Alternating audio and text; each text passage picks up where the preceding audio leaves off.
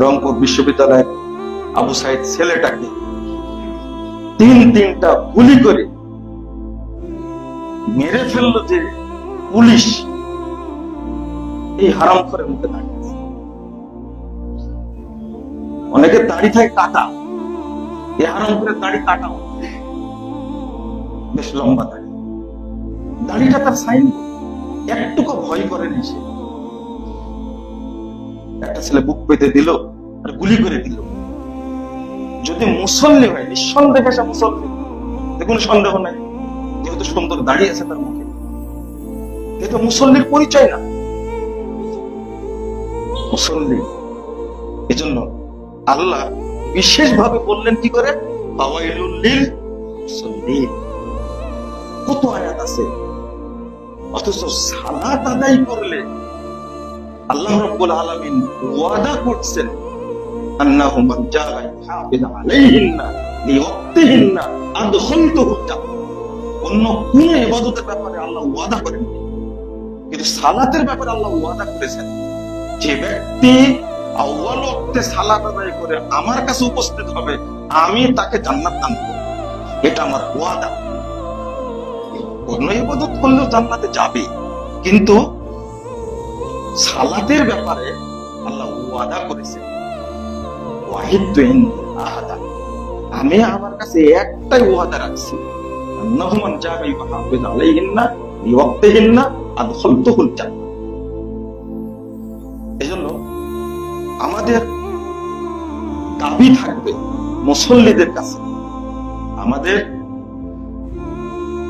নসিহত থাকবে, যারা আমরা আল্লাহকে সিজদা করি তাদের দ্বারা যেন এ সমস্ত আকাম কুকাম জঘন্য কর্ম যেন, এটা অবশ্যই যেন মনে থাকে।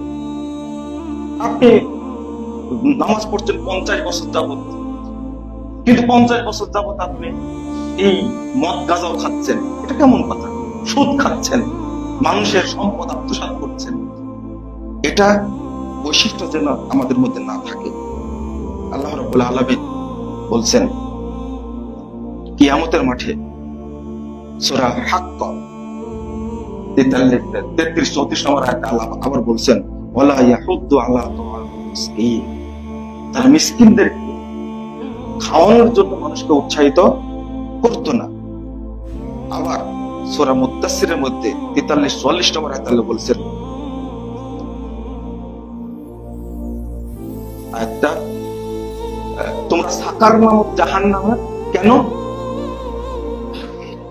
ক্বালু লাম নাকু মিনাল মুসাল্লিন ওয়া লাম নাকু নুতইমুল মিসকিন।